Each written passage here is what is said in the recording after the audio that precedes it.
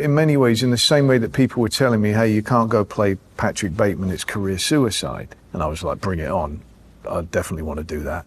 Other people also said, hey, you know, if you play Batman, that's it. You're never going to play anything else again. You will always be Batman. And I went, bring it on. Let's see if that happens. Because I just always felt like, look, if I don't have the skill to be able to rise above that, then I don't deserve to either. I absolutely know and cherish the fact that that will be the role I'm probably remembered for most, you know, ever. He's an iconic, you know, larger than life role. But I don't view it really as, oh, being stopped in the street. For me, it was, I could pay off my house.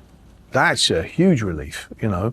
That was a dream of mine since being a kid. So I really appreciate that. I thank Chris Nolan no end for that. You know, the experience of actually working with him, of course, and we went on to make, you know, 4 films together. But the fact that that allowed me to make so many other films. You know, for instance, it took Mary a Herculean effort, which I so appreciate, to get me cast in American Psycho. Post-Batman, it got a little bit easier for directors to suggest me and financiers to say, okay, yeah, we'll take him. You've got the wounded child who never moved on from the atrocity and tragedy that happens to him when he loses his parents. And then the kind of monster that represents, you know, all his anger, and that he, you know, concentrates, focuses into this character of the Batman. And then the kind of charade, which is the playboy, apparently vacant and that no one would ever suspect of having any beliefs or causes ever in his life.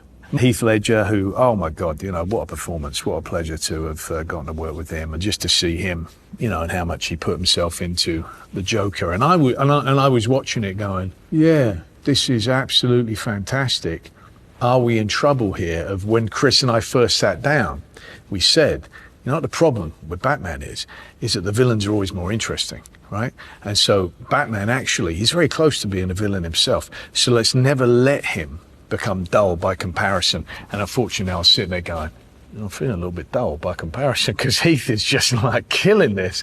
And but I'm so proud of that film. I love it. The Dark Knight is absolutely extraordinary, you know, and it was such a pleasure to have gotten to work with Heath.